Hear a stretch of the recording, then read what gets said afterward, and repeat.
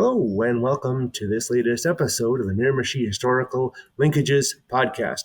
I'm Sean McCarthy, joined by Sarah Ward and our special guest, President and CEO of Baseball Canada and former Major League Baseball player and Miramichier, Jason Dickson. Jason, thanks very much for joining us today. Well, thanks for having me.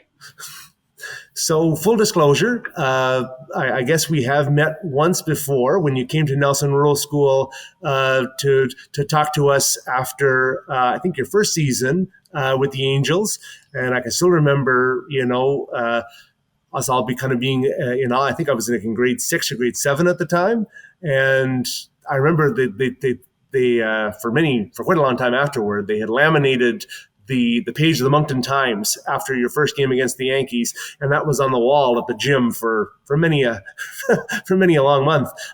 So nice to see you again. Yeah, you definitely dated me on that one. That was a few years ago. I do remember. I specifically remember making the trip up there, and you're right. After the first season, I was a bit younger then for sure. That would probably be 20. I'm guessing like 24, 25 years ago. So it'll be a while. Probably so. I guess we were all a little bit younger then. I mean, I had a little bit more hair, so yeah. That's it. But yeah, so our project, Jason, has really been about looking at connections that were made by Miramichiers across time and across borders, and so we were really interested to speak with you about your career in baseball and your ongoing work with the sport today. So maybe for those listeners and viewers who maybe are not as familiar with your journey, maybe could you maybe give us kind of a rundown of your career and your time in baseball as a player? Yeah, no problem. I was born in Ontario, but moved to the Miramichi at a pretty young age. Right, I think 6 or 7 at the time. My dad grew up there. He was a Miramichier by his whole life, and made the move to, of course, like most do, up to Ontario. Found a job, met my mom, and moved the crew back to Miramichi area. But so grew up in Miramichi area. Like most kids, played a lot of sports. Out on bikes and doing all the fun stuff that you do, and growing up in an area that was, and probably a period of time too, where kids were outside doing a lot of things, and it was just a different environment, right? It was a safer time, and so from that, spent a lot of time at the ballpark, right? We lived pretty close to a baseball field, which was next to the school, not too far from my house. Fairly big family, a lot of cousins. So there was always a lot of players around to play, and just really, started my days playing baseball back in Napan is where I, started younger, and then moved into Chatham as I got a little bit older and got a little bit better, and came up through that system, and played on some provincial teams, and had an opportunity to start to get a little bit of exposure, and really fortunate to make the junior team for Team Canada in 1991. And that kind of really helped, that really gave me an opportunity to be seen. And, I played at the National Baseball Institute the year following that, and then went down to a junior college down in Oklahoma with a bunch of other Canadian guys that were down there. There's our pitching coach was Canadian. It's kind of how we spotted some of the junior players and recruited them to go down there. And so from that's when, not that all the other steps along the way were important, but getting down into that junior college opportunity to play year round, just to be in a baseball environment year round really made a difference for me. I mean, just living in Canada, our seasons are so short that the opportunity to really work on your craft was limited. So, that time down in Oklahoma was really valuable for me, because it was the first real extended baseball season. And things just quickly took off from there. In my second year, there was discussion about being drafted the first year. It didn't happen. And then a lot of discussion about being drafted my second year. And I was going to go from there to Oklahoma State as a school, but drafted that year by the California Angels at the time, who then became the Anaheim Angels. And now they're the Los Angeles Angels of whatever they call themselves now. Um, and so really that just kind of jump started my professional career. And then like, like most players, you kind of do that trip through the minor leagues. But I was again fortunate to have a really accelerated version of my coming out of university, that short season when you first get drafted, you go to like a short season, which is like a end of summer tune up in Boise, Idaho, and then Cedar Rapids the next year. And then it was 96. So I was drafted in 94. And then that summer of 96 was, that was the big year. It was so fast. It was hard to really take in everything, but started in AA in Midland, Texas. 6 weeks later in Vancouver, Canada with our AAA squad. And then 2 months after that, I'm getting called up to the big leagues in August of 96. So it was just coming at you so fast as a 23-year-old that, the one, safety net or the security blanket that you had was understanding how to play baseball. And if you could just focus on that and do your best to eliminate all the extra things around you, you could have some success doing that. So, good that year. 97 was, off to a great start, and, made the All-Star team in 97. And, again, it was really exciting times, things happening really fast. And then, I think like a lot of athletes went through 98, 99, and then started to have some arm injuries that really slowed me down, and a couple of surgeries, back-to-back surgeries that, you're still a pretty good functioning AAA baseball player, but there's that definite difference between the minor leagues and the big leagues. And I knew I was still good, but I knew that I'd lost that ability to be an impact big league player. And still played it for a little bit because I love the game. And then, after a 10-year period of, like I said, from start to finish, I was quite comfortable to change careers with baseball and make the move back to New Brunswick. So I know in a lot of the, in those years, like I say, when you came to the school and in the years afterward, I mean, I was a softball kid, when I was in Nelson, and wasn't a great player by any means, but I enjoyed the camaraderie. I enjoyed being there to cheer on my friends, and to see them do well, and all those very athletically talented people that I got a chance to work with. But I know in those years, a lot of folks, a lot of the people that we played with gravitated toward baseball, and really with that sense of with you kind of as a role model. So.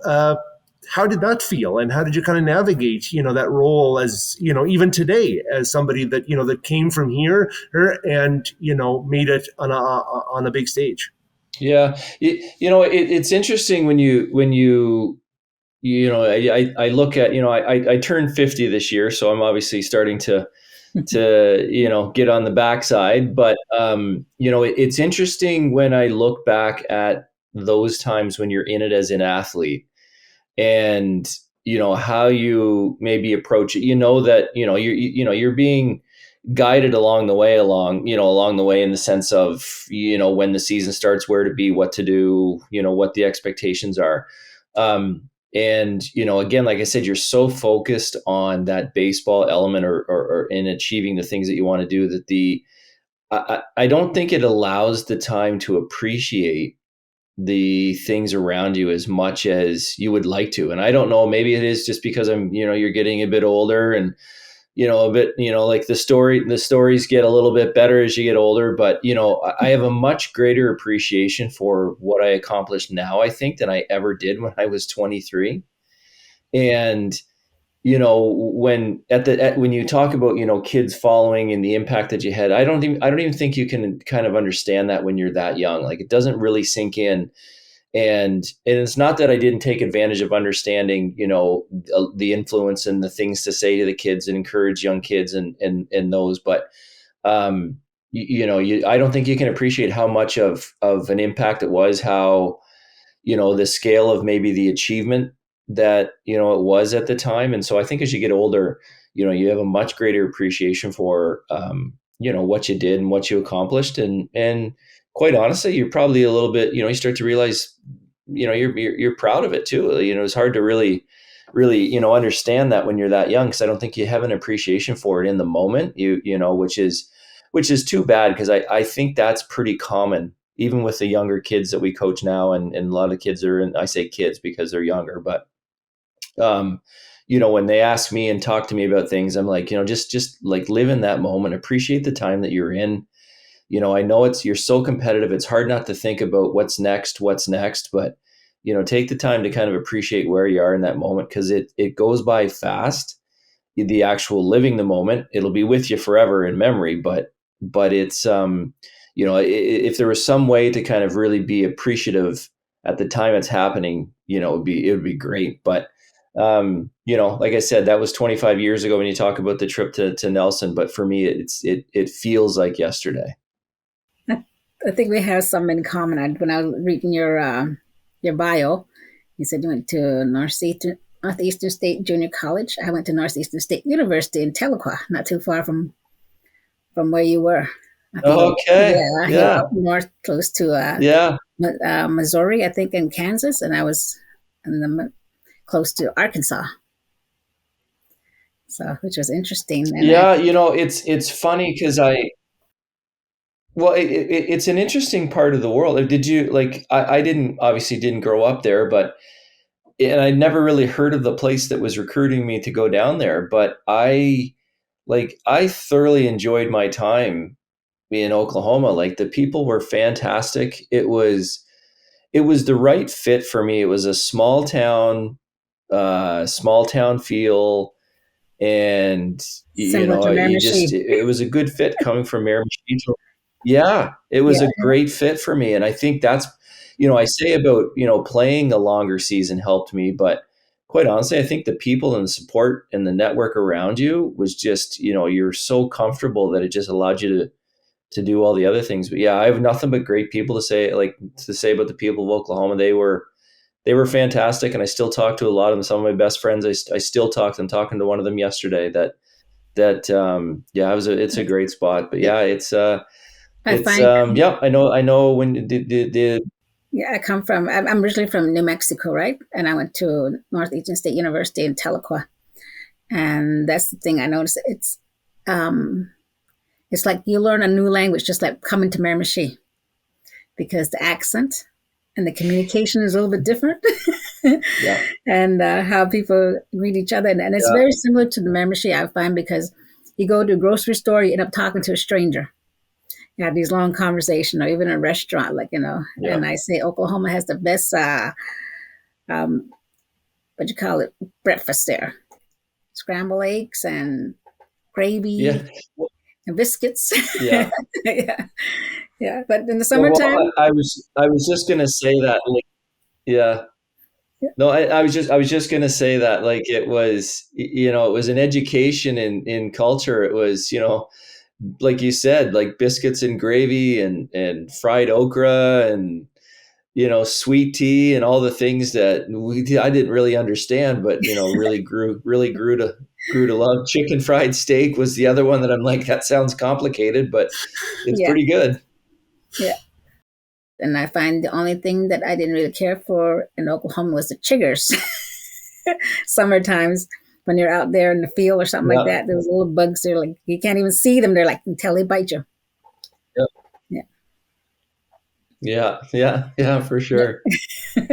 Yeah, it Yeah. was. Well, I thought, like, the part, I guess, when you talk about the experience, or when Sean, you talked about the value of sport and playing baseball and doing some things. The part for me, like, if you ask me about to reflect back on your baseball career, there's a big element of who you played against and some of the stadiums that you went to, and like the baseball questions that come with it. But the part that doesn't get talked about, which is by far the biggest part for me, is just the opportunity that it gave me, and still gives me in my job now, to travel the world, to meet, to go to places that you wouldn't think about going to or plan to go to, and just some of the fantastic people that you meet and the friends that you make along the way. And that's the part for me. Like, they're lifelong friends. Like, I still like I said, I talk to the guys down in Oklahoma like often. There's a few of them that we still stay in touch with, and that's the part is like, yeah, we're there to play baseball and do our thing, but some of the memories you have and some of the friends you make, like that's a part for me that's just, it's phenomenal. And baseball is big down there. Could you tell us a little bit more about? Well, sure, yeah. Could you tell us a little bit more, maybe, Jason, about some of those other travels that you've made, if that's not putting you on the spot, Yeah. and some of the other memories that you have, whether as in baseball or in Baseball Canada as you are now.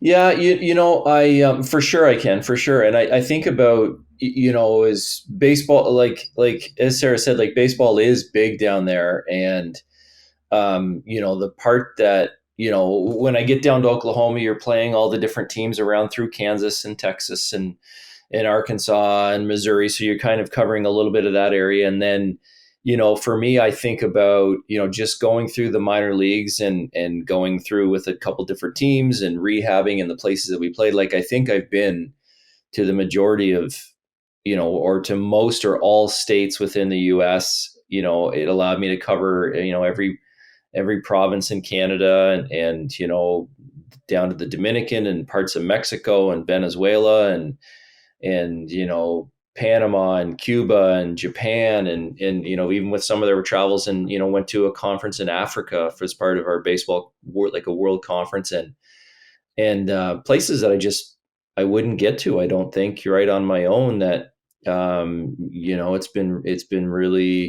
it's been really unique. And I think, from to tie in a spot I've visited, to tie it into a baseball, for those that have ever done it, and it was such a unique experience. But the trip that we went to on Japan and going to the Tokyo Dome and watching, you know, games at the Tokyo Dome and watching just the Japanese league play and how the fans interact and the way that they approach the game of baseball is very different from what we would do in North America. But what a unique experience, right? Like, I think about, when I look at it, it was, there's a song for every player that comes up to bat. And, the fans are singing it. They know all the words. They're singing it for each one of the players. Like, I remember, when the game was over, everybody stayed to like clean up the stadium, right? The fans actually cleaned up their area. Everybody cleaned up the stadium. So it was spotless. You didn't leave unless you like cleaned up the stadium. And I thought that was, very unique. And just, the vendors in the stands were not selling multiple things. It was, if whoever was selling Pepsi product was dressed up in a Pepsi uniform, and yeah, like it was just a different experience, right? And it was, like, I had a great appreciation for it. It was a different experience. That it was from a baseball, pure side. Like, it was I can't speak enough about it. It was an awesome experience, right? Just very different from what we do here. But their love and passion for the game of baseball is the same as ours. But it was, it's opportunities like that. I think, the other thing we get to talk about is, I think about some of our trips to the Dominican and maybe going into some villages. They're not as well off as others. And, watching kids play, without a glove or a glove made out of something, and, a beat up baseball, and the field conditions were rough, and, nobody has cleats. Nobody, some might not have shoes, but it was still just like the same level of love and for the sport, right? And that's the piece for me. It's like, okay, we've got, you're visiting as part of a bit of a trip, and there's, we've got an interpreter with us because we didn't speak Spanish, or I don't speak Spanish. But we didn't need it, right?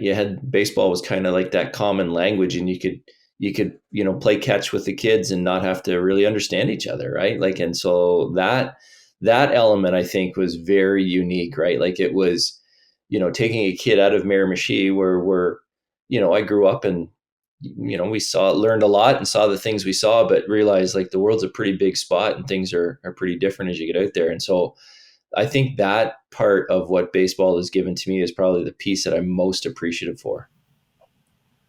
That's interesting because Absolutely. where I come from is the Navajo Nation, right? And the things you talk about, the roughness, how we played ball and stuff like that. We didn't have the proper equipment and stuff like that. We call it res ball, you know. And it brings me to the topic of we're going to have the North American Indigenous game in the East Coast this year. Would you be able to take in some games? Yeah, we do, like, we will, and yes to that. So yeah, we're it's exciting when we get to host on in the East Coast and it gets a little bit closer to home, and yeah, like it's we're excited for it. I know Nova Scotia's working hard to prepare for and get ready for, and it's exciting. Like, I think it's at Baseball Canada, our work is largely based on is still helping kids play the game that they love, but there's a massive element that we're taking on now of introducing the sport. And I think that's the piece that, we still work hard on, needs a lot of work, is, okay, introducing the game of baseball. I mean, we understand there's a huge influx of newcomers coming into Canada. We're such a big, vast country that there's so many kids that have never been introduced to the sport. And so I think, that's the work that we're doing now to kind of to introduce baseball. And again, same, like with NAG, or the North American Indigenous Games, like it's taking that common element of sport and bringing groups of people together and watching them compete. But I know it's the same understanding, or the same feeling that I would have, is somebody may remember who wins at NAG, but they're going to remember all the people that they met and the experience that they had way Mm-hmm. longer than, did we actually win that game or not? But you'll remember the friends you met from another team, another province, or even on your own team, if as your forming team. So yeah, it's exciting. It's always exciting for the kids who get the opportunity to go and compete and enjoy those experiences. So we have a busy schedule, but yeah, we're always excited to take part and go watch and hang out. So you still play baseball with like the Ironman and stuff like that? No, I've had to put that one to bed a few years ago. I loved coming home, playing with some of the guys that I grew up with years ago, and I played with the Ironman. Oh, it'd probably be a few years ago now, but I haven't played in several years. But still make sure I get out to the ballpark and cheer them on, and see how the guys are doing. And um, a lot of the baseball fans that are of my vintage now are not on the field. They're more sitting in the stands enjoying it. So I still like to get out to the ballpark and hang out. I mean, that is a place I spent a huge amount of time at, and so I still get excited to go back and catch a game when I can, and catch up with some old friends. Yeah, we cheer on Mike Simon here from Milgram that plays with the Ironman. I don't know if he's still there or not. Yeah, well, Yeah. and I think and it's fan, and then that's the part. Like, I think, like, that's the thing, is I think, as a Miramichier, and not just in the baseball world, but just in the sporting world in general, I think it's pretty impressive, the list of people that you see that have come through the Miramichi. And I don't even want to just isolate it to the sporting world, but you know I'm sure every small community has the same statement or the same line, but there's a lot of Miramichiers who have accomplished a lot of things. Like, for a small area, we've done a lot, worldwide, that is pretty impressive when you start to name the list of people. And I tell people often, oh yeah, that guy's from Miramichi, or that guy's from Miramichi, and we're everywhere doing some good things, which is I find always amazing. But it kind of always boils back to, just to Sarah's comment, like, there's that love of the local community coming out and supporting one of our the neighborhood kid, or one of our locals, or somebody that we really like to watch, or that's, oh yeah, that's so and so's son, or that's so and so's grandson. That seems to be a common line. But it's that community sport, I think, that really drives it. I mean, baseball is a great sport and it's fun, but um, it's even better when you've got fans in the stands and people supporting and wanting to see you do well. And I think that's maybe the separator that Miramichi has from some other communities, or at least I'm very biased, so I'm going to go with that one. I like to think we're pretty special. Well, I think you're in good company, so Yeah. no worries there. Yeah, Yeah. yeah. I noticed when you started your career, your first person you have, your opponent was Derek Jeter. I'm thinking like, wow, he went against Derek Jeter the first try. Yeah. Yeah, I don't know. Well, and I don't know how much of how much of the story you have there, all the notes, but it didn't end well for me. Derek Jeter hit a home run in the first on the first pitch that I threw to him, but yeah, we I survived it. We won the game, which was the most important piece. But people ask me about it. I'm like, well, I said, if you're going to give up a home run to somebody, you might as well give it up to a Hall of Famer who everybody knows. And then, it just said it makes for a much better story if I was trying to explain giving up a home run to somebody that we can't remember. Yeah. So being linked to Derek Jeter forever, I have no problem with that one. He's had more experience than you did at the time. That's what we'll go with. We'll go with that one. That he's more experienced. Well, I mean, at the same time, too, it's got to be said that I think that could easily take somebody out of their game, right? You know what I mean? Your first pitch, it's a home run, but I mean, it's a testament to your ability that you're able to kind of settle down and you won the game, as you say. So at the end of the day, I mean, it's a good story.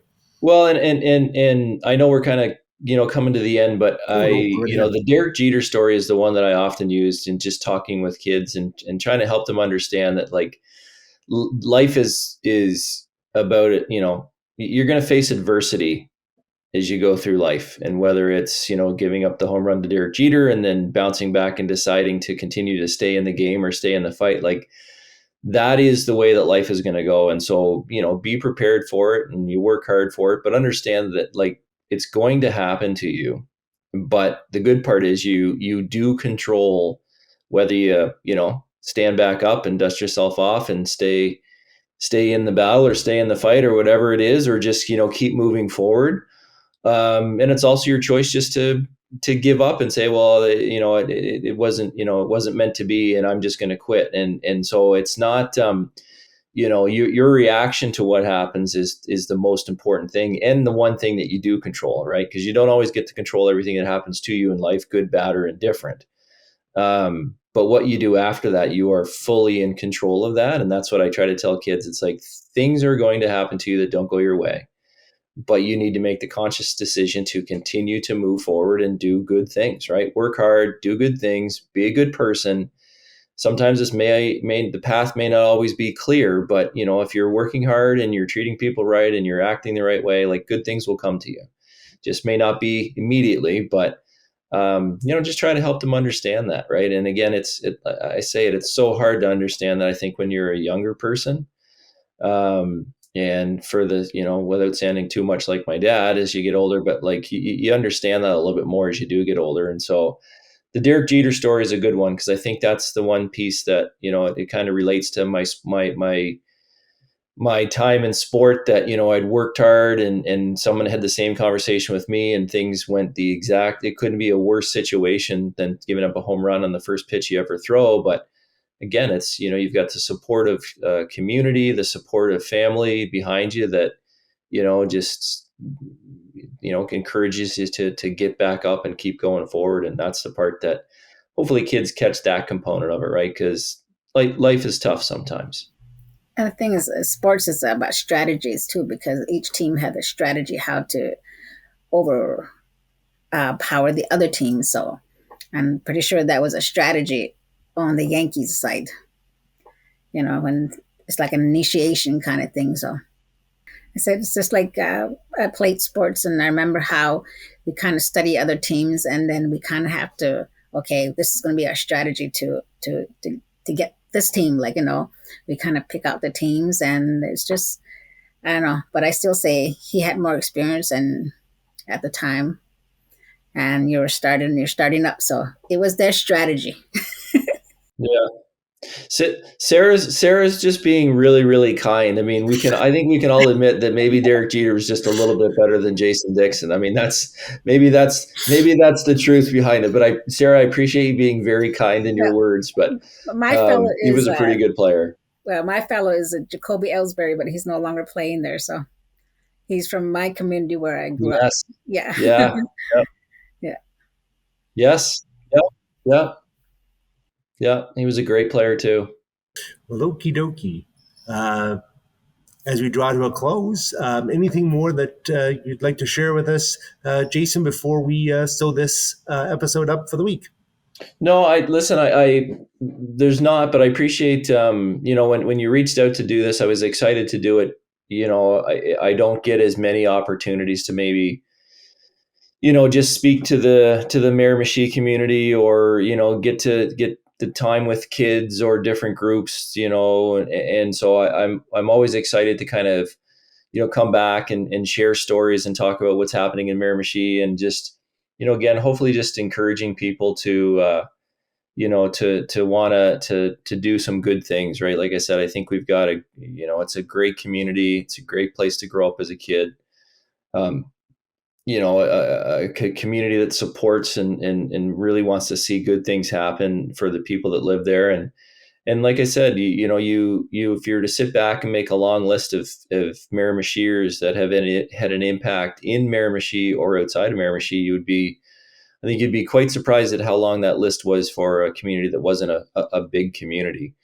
And I attribute that a lot to that community support. And if there's kids out there that are still trying to figure out what they want to do or who they want to be, and the part I always encourage them is just dream big, right? Have a big goal, and don't be afraid to go for it. Don't be afraid to fail in your attempt to do it. But I really appreciate the opportunity to kind of to share those thoughts and share my story, and really excited and thank you for inviting me. And I think it's fantastic what you're doing with the podcast and talking Miramichi and Miramichi people. So I'm glad to be part of it. Very, very happy to be part of it.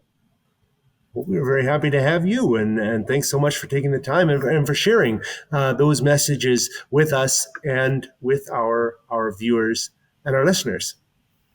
Yeah, thank you. Okie dokie. Well, with that, we'll close up for another week. Thanks very much to Jason Dickson. Thank you to Sarah Ward, my co-host today. And from all of us to all of you, have a great week, and we will see you again next time. All right. See you later.